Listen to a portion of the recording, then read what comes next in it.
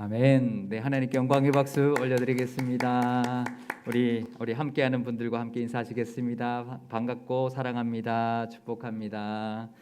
네, 오늘은 우리 무더위 가운데도 이렇게 하나님 앞에 나와 예배하는 우리 하나님께서 우리를 기쁘게 받아주시고 영광 받아주실 줄 믿습니다.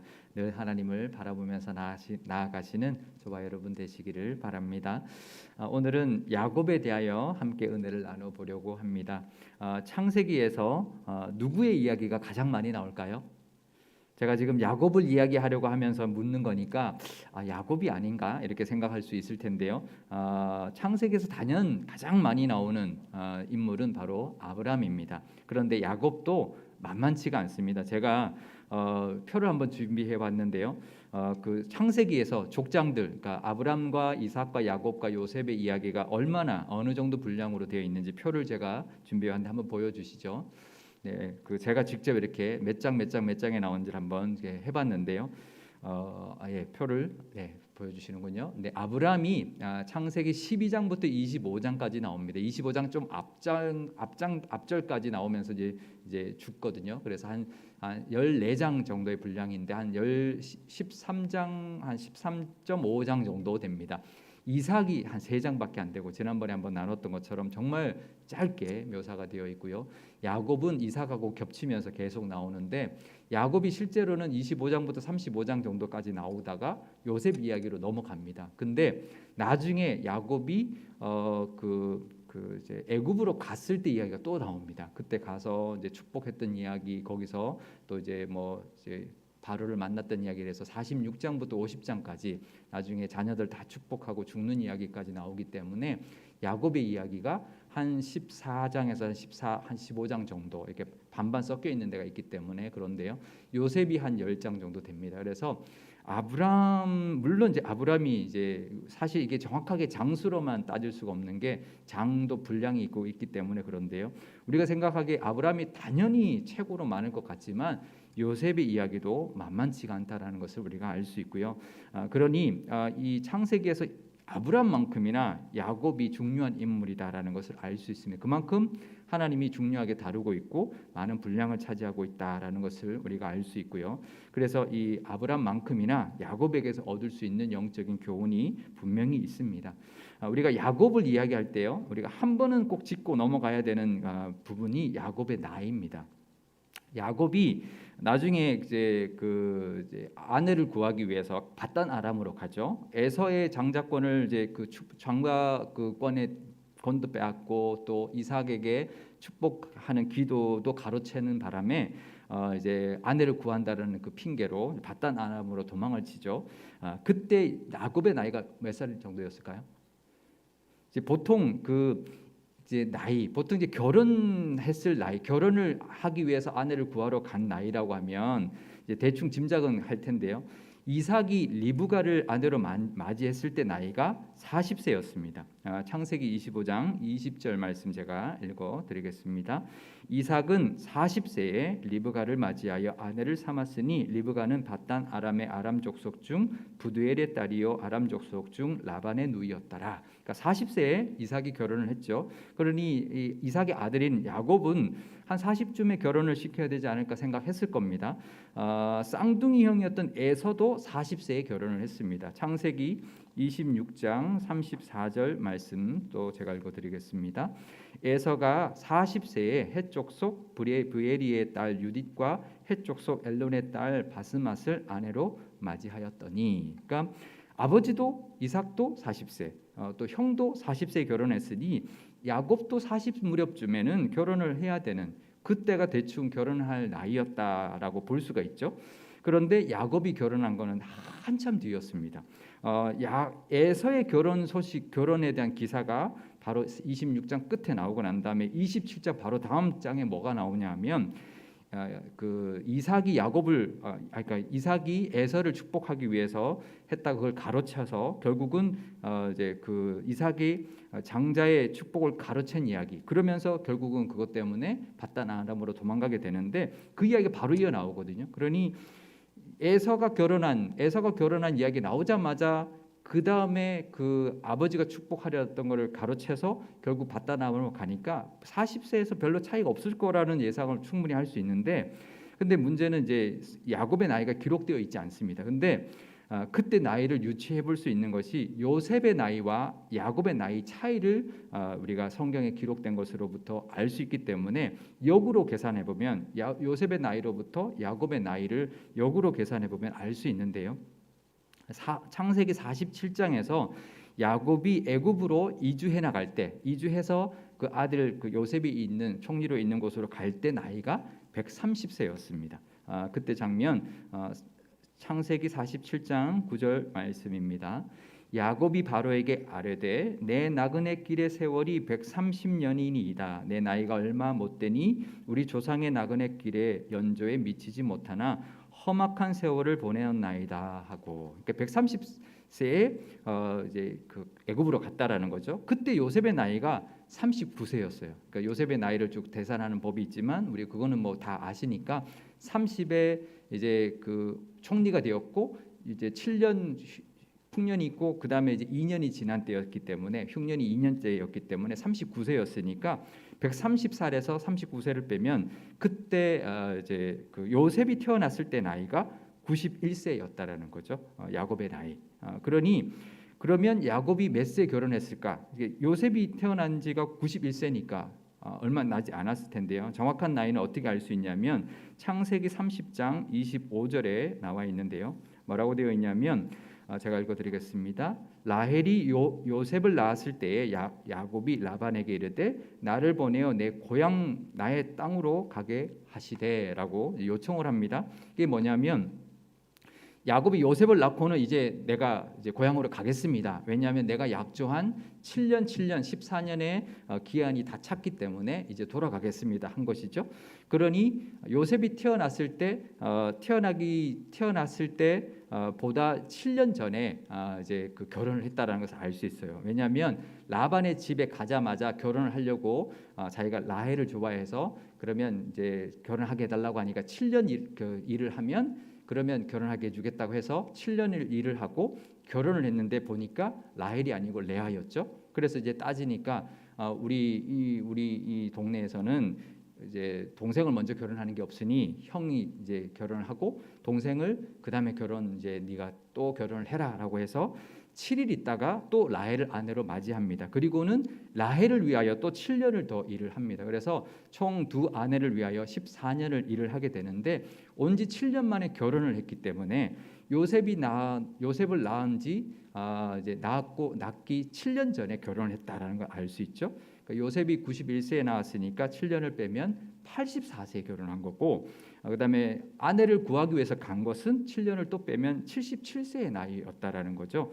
그래서 야곱의 나이를 다시 한번 정리를 해보면 바단 아람으로 아내를 구하러 갔을 때 나이가 77세였어요.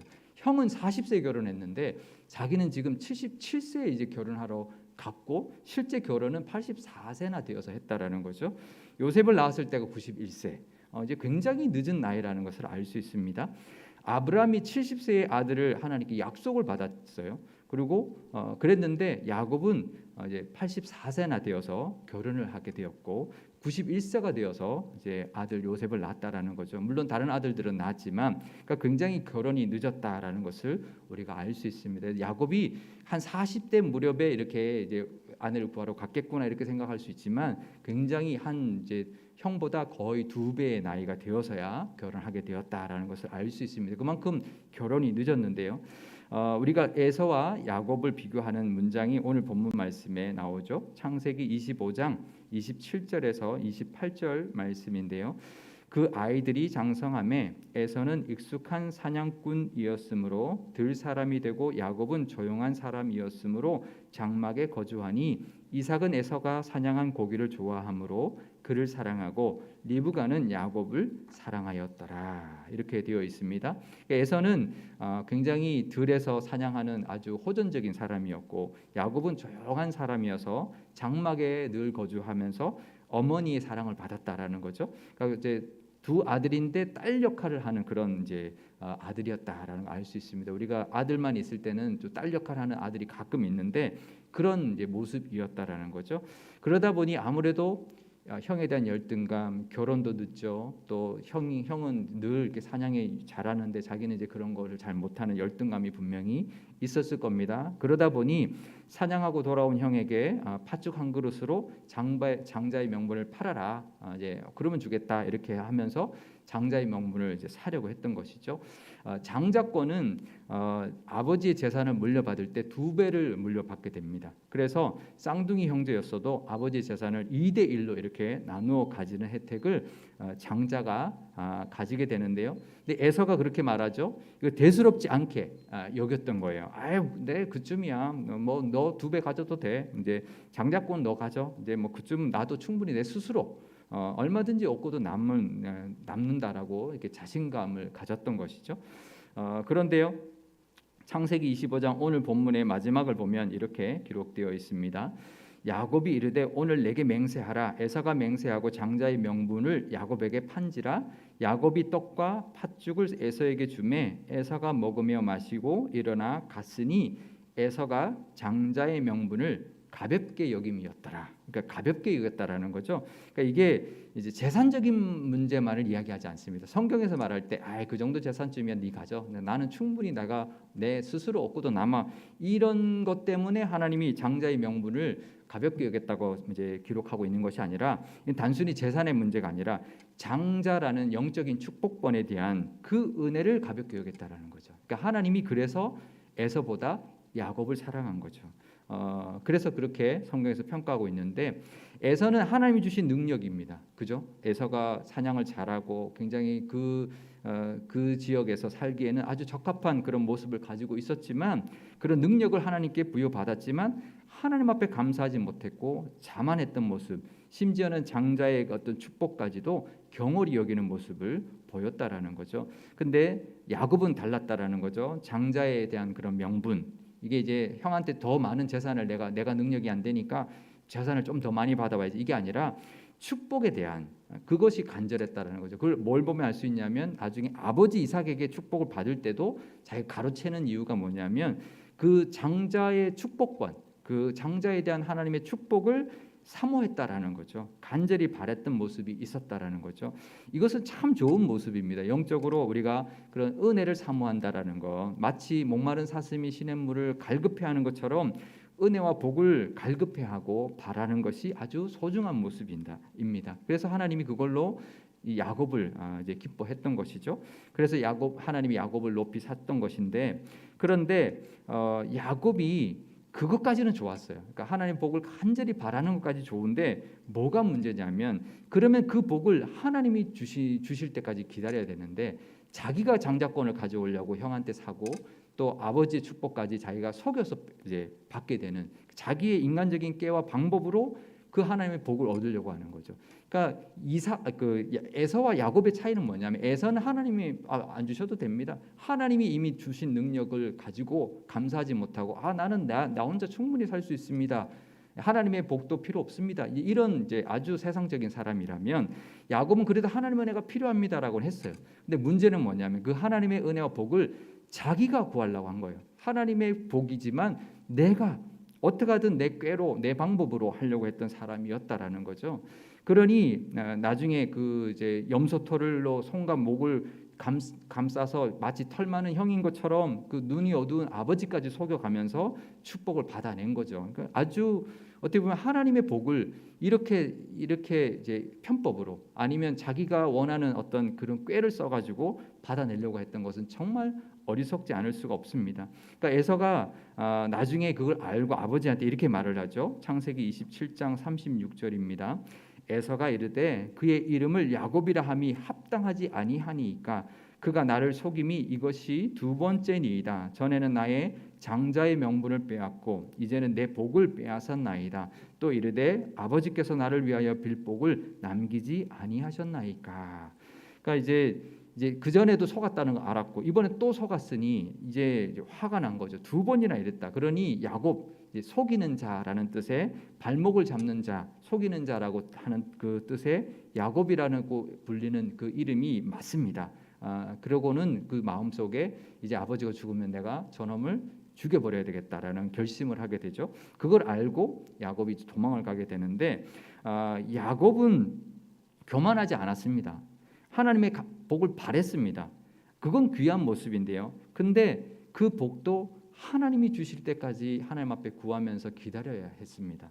그런데 그 하나님의 때, 하나님의 방법을 기다려야 했지만 야곱은 자기가 그것을 얻으려고, 하나님의 복을 자기가 얻으려고, 자기의 방법으로 자기의 꾀를 가지고 얻으려고 했기 때문에 그 험한 인생길을 걸어갔던 것이죠. 형한테 죽임을 당하려고 쫓겨가게 됐고 결국은 그 야곱의 험한 인생은 자기 자신 때문이었던 거죠. 자기가 만들었던 것이죠. 오히려 하나님 없이 살아갔던 그 에서는 더 편하게, 어쩌면 세상적으로 잘 나가는 사람처럼 살았어요. 야곱은 오히려 하나님의 은혜를 구했지만 더 고생하며 살았어요. 왜 그랬을까요? 하나님의 복을 기다리지 못했기 때문에 그런 거죠. 하나님의 은혜를 바랬지만 하나님의 은혜를 주실 때까지 하나님에게 구하고 하나님의 은혜를 때를 기다렸어야 되는데 자기가 자기의 꾀를 가지고 그것을 하나님께 맡기지 못하고 자기가 얻으려고 했기 때문인 거죠. 우리가 지난 주일 우리 두 번 우리 다윗의 시편을 함께 나누면서 다윗의 모습을 함께 나눴습니다. 우리가 다윗도 그랬을 겁니다. 이제 야곱만큼이나 하나님께 기름 부음 받아서 왕으로 약속을 받았는데 지금 끝까지 계속 사울에게 이제 쫓겨다니고 언제 왕이 될지 기한도 없고 언제 죽을지 모르는 그런 상황인데 끝내 자기가 사울을 죽일 수 있는 기회가 있지만 자기 손으로 사울을 죽이지 않습니다. 야곱 같으면 죽였을지도 모르죠. 하지만 다윗은 하나님의 때 하나님이 하실 것을 믿고 하나님 앞에 맡겼다라는 것을 우리가 잘 알 수 있죠. 우리도 때로는 우리가 하나님보다 앞서 하나님의 은혜를 구하고 하나님의 복을 구하지만 우리가 하나님보다 앞서가려 할 때가 있습니다. 야곱의 길을 갈 것이 아니라 다윗의 길을 걸어가야죠. 그것은 우리에게 달려 있다라는 것. 야곱의 은혜를 받을 것이냐, 다윗의 은혜를 받을 것이냐, 우리에게 달려 있다라는 것을 이 야곱을 통해서 우리 깨달을 수 있기를 바랍니다. 야곱이 그런 모습이 이제 있었죠. 그래서 결국 라반 집으로 갔는데 라반의 집에 갔을 때도 계속 그런 모습이 사라지지 않았어요. 나중에 야반 집에서 결국은 이제 라반의 집에서 재산을 많이 불려서 결국은 이제 그 삼촌이 보내주지 않으니까 몰래 도망을 나오죠. 라반이 양털을 깎으러 간 사이에 가족들과 모든 재산을 이끌고 몰래 도망치듯이 떠나게 됩니다. 3일 후에 이제 그 삼촌이 뒤따라오죠. 그런데 그냥 따라왔겠습니까? 괘씸해서 따라오는 거죠. 이제 내 딸들을 데려가면서 내 손주들을 데려가면서 인사도 안 시키고 가니 괘씸해서 따라오는데 결국 하나님이 도와주셔서 삼촌 라반과 극적으로 화해하게 되고 서로 싸우지 말자, 불가침하자라고 하면서 언약을 맺고 그 관계를 이제 잘 해결하게 되었죠. 그런데 남은 숙제 에서와의 문제도 있었습니다. 그런데 그때도 야곱은 하나님 앞에 기도하지 않고 하나님 앞에 제사하지 않습니다. 인간적인 방법으로 이 가축 떼를 나눠서 형한테 보냅니다. 하나님 앞에 가축의 떼를 잡아서 하나님 앞에 제사를 드리며 하나님께 모든 걸 맡겨야 되는데 그 가축의 떼를 형한테 보내요. 하나님 앞에 드리는 게 아니라 결국은 그 가축 떼 예물을 받으면 형이 좀 마음이 풀어지지 않겠나 생각했는데 그래도 마음에는 해결받지 않았죠. 그래서 결국은 자기가 야복강가에 혼자 남아서 이제 이 불안한 마음 이것을 하나님 앞에 해결해 달라고 하나님을 붙들고 씨름을 한 것이죠. 창세기 32장 24절에서 26절입니다. 야곱은 홀로 남았더니 어떤 사람이 날이 새도록 야곱과 씨름하다가 자기가 야곱을 이기지 못함을 보고 그가 야곱의 허벅지 관절을 치매 야곱의 허벅지 관절이 그 사람과 씨름할 때에 어긋났더라. 그가 이르되 날이 새려하니 나로 가게 하라. 야곱이 이르되 당신이 내게 축복하지 아니하면 가게 하지 아니하겠나이다. 그러니까 야곱이 하나님을 붙들고 씨름한 거죠. 하나님 축복하지 않으면 내가 놓지 않겠습니다라고 한 거죠. 그러니까 축복하지 않으면 하나님 놓지 않겠습니다라고 하면서 하나님을 붙들었던 거죠. 하나님이 해결해 달라고 기도했던 것이죠. 결국은 하나님께서 야곱을 축복하면서 그때 뭐라고 하냐면 이름을 야곱에서 이스라엘로 바꿔줍니다. 이제는 더 이상 너는 속이는 자가 아니라 닉게로 사는 자가 아니라 하나님과 겨루어 이긴 자, 하나님께 매달려서 하나님 앞에 그 축복을 받아내고 하나님에게 그 모든 것을 맡겼던 사람 이스라엘로 바꾸어 주셨습니다. 창세기 32장 28절 말씀입니다. 그가 이르되 내 이름을 다시는 야곱이라 부를 것이 아니요 이스라엘이라 부를 것이니 이는 내가 하나님과 및 사람들과 겨루어 이겼음이니라. 그러니까 하나님께 간절히 축복을 바라는 마음뿐만 아니라 하나님이 해주셔야 됩니다. 하나님이 해결해 주셔야 됩니다라고 하나님 앞에 간절히 매달렸던 것이죠. 그래서 그 하나님이 그것을 받아주셨고 결국은 자신의 방법이나 자신의 힘이 아니라 하나님이 해주신 해결해 주신 그 은혜를 누리게 되었습니다. 그래서 에서와의 문제도 하나님이 해결해 주셨죠. 그렇다면 야곱은 이스라엘로 살아야죠. 더 이상 야곱으로 속이는 자로 자기 꾀로 사는 게 아니라 하나님께 늘 붙들고 기도하고 하나님 앞에 나아가 제사하고 하나님의 뜻대로 하나님께 모든 은혜를 구하면서 살아야 했습니다. 그런데요, 나중에 이 기사 다음에 야곱의 이름을 또다시 하나님이 이스라엘로 바꿔준 이야기가 다시 또 나옵니다. 창세기 35장 10절 말씀입니다. 한번 했는데 또 나옵니다. 창세기 35장 10절 말씀입니다. 하나님이 그에게 이르시되 내 이름이 야곱이지만은 내 이름을 다시는 야곱이라 부르지 않겠고 이스라엘이 내 이름이 되리라 하시고 그가 그의 이름을 이스라엘이라 부르시고. 그러니까 야곱에서 이스라엘 바꿔줬는데 야곱이 계속 야곱으로 살았던 거예요. 그러니까 하나님이 이제 이스라엘로 바꿔주는데요. 그 사건이 그때가 언제냐면 베델로 올라갔을 때입니다. 왜 베델로 올라갔을까요? 해서의 문제가 해결되고 난 다음에 그때 바로 하나님이 해결해 주셨으니 하나님을 붙들고 약복강가에서 은혜를 주시라고 그렇게 기도하고 해서 하나님이 해결해 주셨으니 해결되고 난 다음에는 베델로 내가 하나님 가겠다. 하나님의 집 베델 나를 부르신 나를 만나 주신 하나님께로 내가 다시 찾아가겠습니다. 돌아오겠습니다 했을 때 그 고백대로 베델로 갔어야 되는데 가지 않죠. 결국은 베델 가기 전에 세겜에서 자리 잡고 맙니다. 그래서 결국은 세겜에서 있었던 그 사건, 결국은 딸 디나가 욕을 당하고 그런 사건들이 벌어지게 되죠. 결국은 자신을 만나준 베델로 가지 않았던 그 모습, 또 자기가 좋은 대로 자기가 보기에 좋은 곳에 정착하고 말았던 것이죠.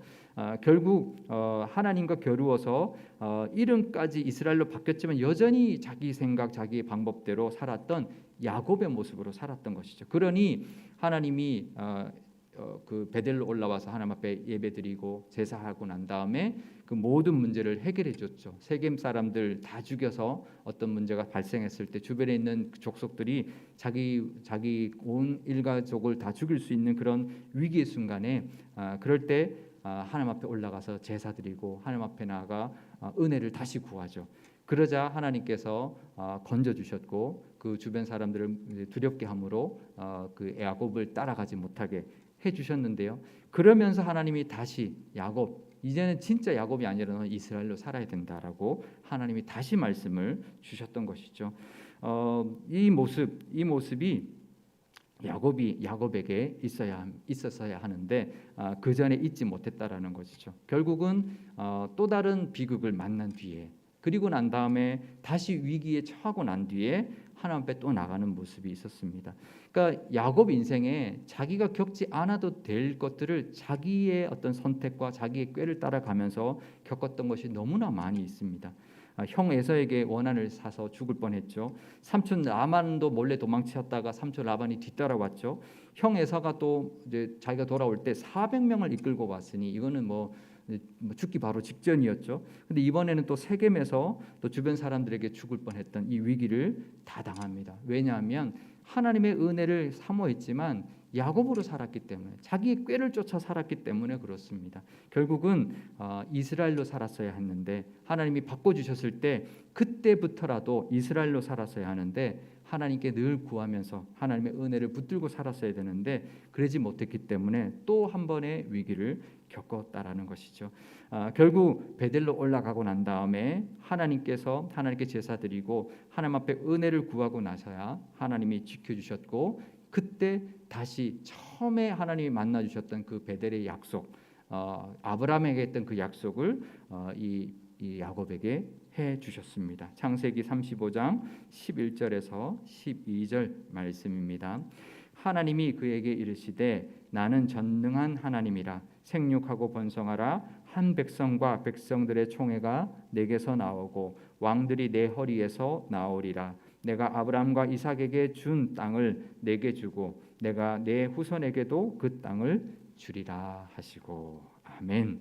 결국은 우리도 하나님의 은혜와 복을 야곱처럼 간절히 사모해야 합니다. 하지만 그 복을 받기 위해서는 야곱처럼 사는 것이 아니라 이스라엘처럼 살아야 하는 것이죠. 하나님 앞에 간절히 은혜를 구하고 매달려서 하나님이 주셔야 합니다. 하나님이 주실 때까지 내가 내 방법이나 나의 꾀를 따라가는 것이 아니라 하나님이 주실 때까지 하나님의 그 뜻대로 내가 하나님의 그 은혜를 기다립니다라는 그 모습으로 살아야 합니다. 내 꾀나 내 생각, 내 방법이 아니라 하나님이 주시는 은혜를 바라봐야 하고요. 그래서 야곱이 자기가 해서 얻은 것이 거의 없습니다. 그러니까 야곱은 장자권도 원했고 뭐 재산도 원했고 생명을 구하는 것도 원했지만 자기 꾀로 사실은 얻은 게 하나도 없습니다. 다 하나님이 해주신 거예요. 근데 그래도 계속 자기 꾀를 쫓아갔던 모습들이 있었죠.